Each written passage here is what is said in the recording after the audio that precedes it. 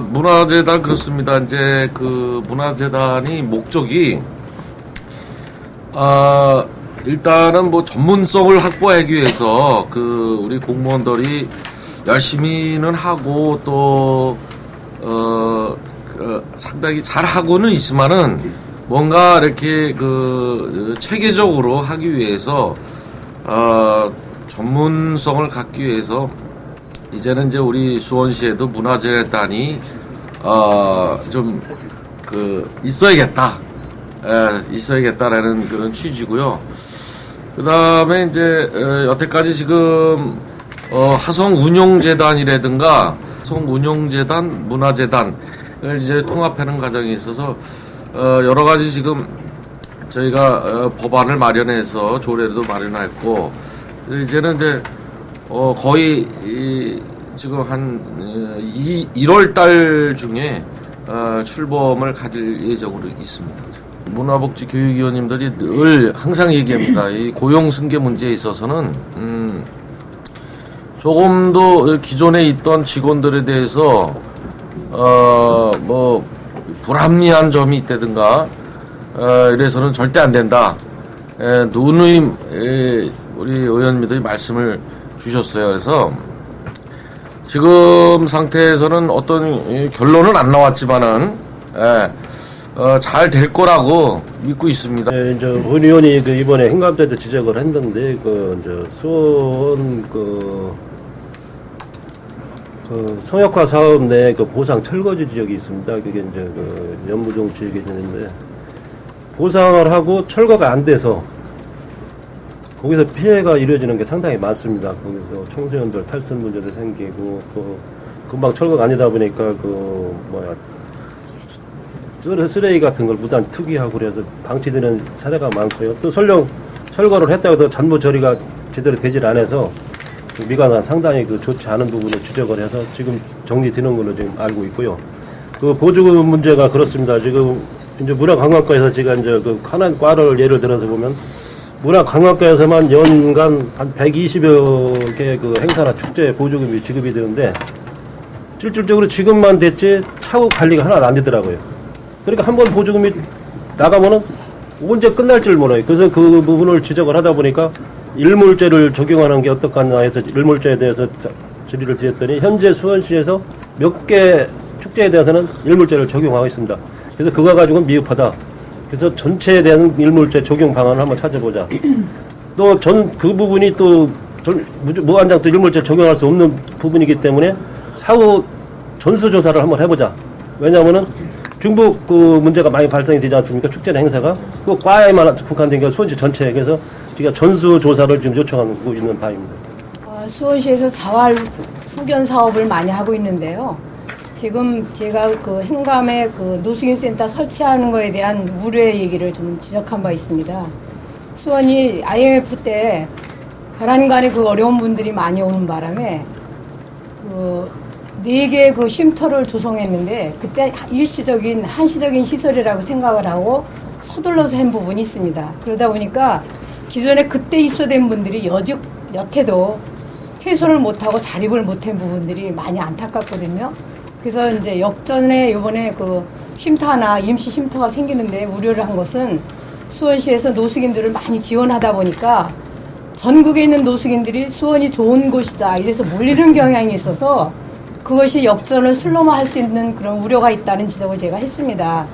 어찌됐든 그런 과정을 통해서든 결정을 또 행정부에서 해서 저희가 지원을 또 예산 지원을 해서 쉼터가 생겼는데 향후 이제 그쪽에 있는 노숙인들을 자활을 할 수 있는 그런 한 사람이라도 자활해서 쉼터를 빠져나가서 자립할 수 있는 그런 기술을 좀 연마해야 되겠다 해서 자활 후견 사업하는 기관에다가 철저히 교육을 통한 자활이 될 수 있도록 하라는 촉구를 한 바가 있습니다. 그래서 예를 들면 천주에서 하는 자활 쉼터에는 콩두리 마을 같은 그러니까 두부를 만들 수 있는 기술을 가르쳐서 자립해서 내보내고 또 세차를 할 수 있는 기술을 가르쳐서 세차장에 일할 수 있는 일거리를 주고 하는 부분들이 우수 사례가 있으니까 잘 검토해서 하라고 이렇게 지적한 바가 있습니다. 2012년도 국도비를 포함해서 수원시 예산이 1조 7,034억 정도가 됩니다. 그래서 이제 수정 예산까지 이번에 예결특위에서 다뤘는데 그 부분 우리 예결 이제 상임위원회 각 상임위원회에서 검토한 사항 중에서 삭감된 부분들 이런 부분들의 중요 보는 초점은 뭐냐면 행사성이냐 시민들한테 혜택이 얼마나 갈 수 있는 거냐 과연 이것이 우리 복지에 얼마만한 역할을 할 수 있느냐 그런 부분을 중점을 했습니다. 그래서 행사성이 일회성 행사라든 이런 것들은 과감히 삭감을 하고 그 적시에 우리 시민들이 원하는 그런 몫의 예산이 확실하게 세워졌는지 그것을 중점적인 것으로 저희가 검토를 했습니다. 지금 현재 그 수원화성국제연극제가 그 15회째를 맡고 있습니다. 그 사실 저희들이 일반 상식적으로 15년째를 맡고 있다면 기존에 우리 수원의 어떤 그 연극이라는 그런 그 예술이 좀 보다 자생적으로 발전할 수 있는 그런 인프라가 어느 정도 구성이 되어 있고 또 15년째 맡고 있다고 하면은 세계 유수의 극단들이 와서 수원에서 공연을 할 때 수원을 대표하는 극단들도 함께 참여를 해서 그분들이 또 보고 배우고 갈 수 있는 또 수원에 어떤 연극을 하고 있고 수원에는 어떤 사람들이 어떠한 연극을 하고 있다. 그렇게 서로 공유를 하고 가야 되는데 사실 15년째 세계화성국제연극제를 진행을 한다고 했는데 사실 실제적으로 수원의 그 전문극단들이 참여하는 비중이 아주 열악합니다. 사실 이게 지금 수원을 대표하는 극단이라고 하고 이번에도 수원 팀이라고 참석했던 팀들이 작년에도 그랬지만 초등학교, 중학교 학생 연극 동아리 또 제가 그렇다고 그 청소년 연극하는 우리 그 아이들을 비하하는 건 아니지만 그래도 어떤 그 벽이 좀 맞아야 된다고 생각을 하는데 그런 거에도 좀 문제가 있고 또 그래서 제가 이번에 제안을 했던 게 우리가 연극을 좀 활성화시키고 연극 인프라를 좀 더 좋게 하려면 꼭 화성국제연극제를 통하지 않더라도 청소년 연극 페스티벌이라든가 아니면 청소년들 동아리들이 함께 참여하는 어떤 문화예술 행사 이런 거를 통해서 우리 그 문화예술을 하고 싶어하는 또 문화예술을 지금 현재 하고 있는 그 아이들이 할 수 있는 장을 만들어주는 게 우선이지 세계 국제연극제라고 딱 전 세계인들 또 국내 유수의 연극단체들이 왔는데 수원을 대표하는 극단이 없고 그리고 학생들이 하고 있다 그러면 사실 그분들도 적지 않이 실망을 하는 겁니다. 그렇지 않습니까? 그래서 제가 본의원이 이제 그런 얘기를 많이 했고 또 하나는 이 세계화성국제연극제라고 저희들이 지금 그 타이틀을 걸고 진행을 하고 있는데 잘 아시겠지만 외국에서 오는 단체가 한 5개 단체밖에 되지 않는데 그 5개 단체가 올 때도 물론 비용적인 측면에서 그럴 수밖에 없다고 얘기를 하지만 어떤 대작, 어떤 그 규모의 작품을 갖고 오는 것이 아니라 출연자가 3명, 5명 이런 아주 적은 규모의 단체들이 와서 공연을 합니다. 그러면서 저희가 그 국내외에 홍보를 할 때 우리 수원에서는 벌써 15회째 세계화성국제연극제를 하고 있습니다. 이런 말을 하기가 좀 부끄럽다는 이야기죠. 그래서 본 의원이 화성국제연극제 그 위상에 걸맞게 15년째 하고 있으면 이제 좀 더 우리 수원에서 전문적으로 자생하고 있는 단체들도 좀 한 서너 개 단체가 나와서 수원의 연극은 이렇습니다. 수원 화성국제연극제의 수원 팀들은 이러이러한 연극을 하고 있고 이러이러한 주제와 이러이러한 미래 비전을 가지고 그 문화예술을 하고 있습니다. 이런 거를 함께 나눠야 되는데 그런 게 이제 전혀 없기 때문에 이제 그런 얘기가 많이 나왔고요. 이제 아까도 그 어떤 분이 이제 그 수원문화재단에 관해서 말씀을 해주셨는데 이제 수원문화재단이 내년 1월에 출범을 합니다. 그 수원문화재단이 출범을 하는 가장 첫 번째 이유는 그 나누어져 있던 어떤 총체적인 큰 규모의 행사들이 보다 효율적으로 그리고 그 한 방향의 목적성과 방향성을 갖고 그 행사를 할 수 있도록 어떤 이런 그 기획적인 측면에서부터 운영적인 측면까지 총체적으로 이제 할 수 있는 그런 체계화시키는 게 필요하기 때문에 이제 지금쯤 수원문화재단이 만들어지는 것이고요.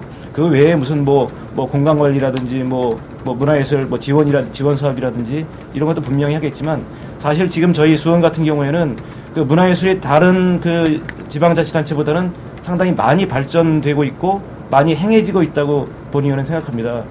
그래서 이번에 그 화성국제연극제 관련해서도 물론 관련해서 수고하신 분들이 어떤 그 노력이나 15년째 하고 있던 분들에 대한 그 수고는 분명히 저희들이 격려를 하고 칭찬을 해야 마땅하지만 저희들이 그 의원 입장에서 그리고 시민 입장에서 가장 객관적이고 가장 그 냉정하게 판단을 해보면 수원화성 국제연극제는 조금 더 손질을 하고 좀 더 보완을 하고 좀 더 우리가 좀 이렇게 피상적으로 늘 해왔듯이 루틴하게 진행되는 것이 아니라 뭔가 새로운 필요에 의한 전문가라든지 아니면 정말 실제적으로 거기에 참여하시는 모든 분들이 좀 지혜를 새로 모아가지고 다시 한번 심사숙고하게 고민해서 새로운 수원을 대표하는 또 수원을 대표하는 가장 큰 국제 연극제로서의 그 위상을 다시 한번 찾아야 될 때가 되지 않았나.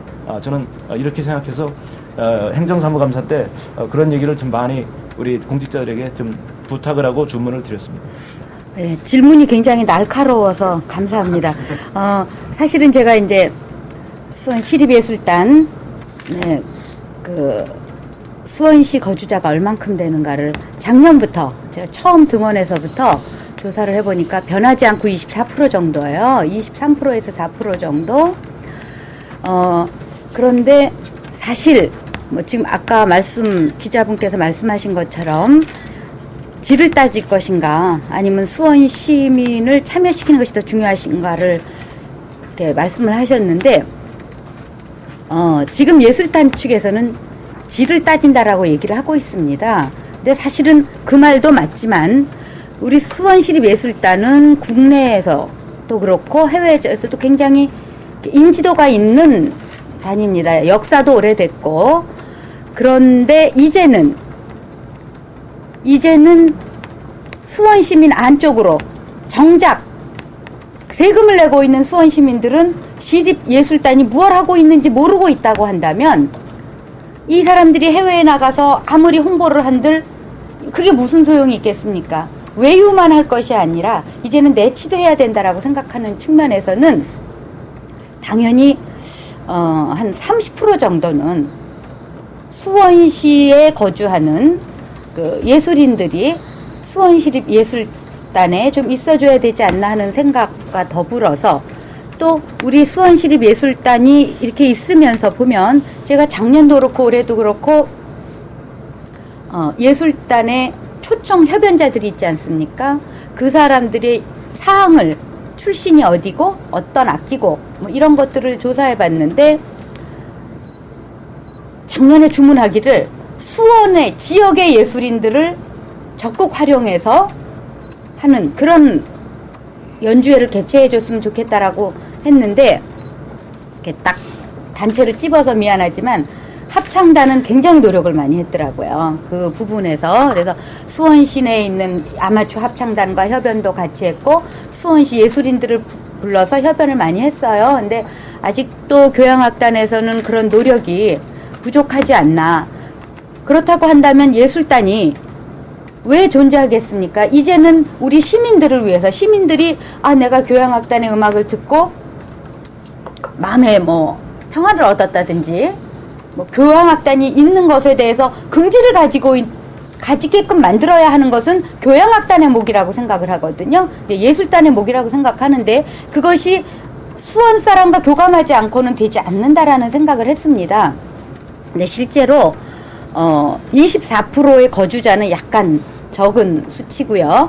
그리고 교향악단 같은 경우는 약 70여 차례 여분의 협연을 했는데 그 중에 딱 한 분이 수원 분이시더라고요. 그건 조금 심한 사례였지 않았나 하는 생각이 듭니다.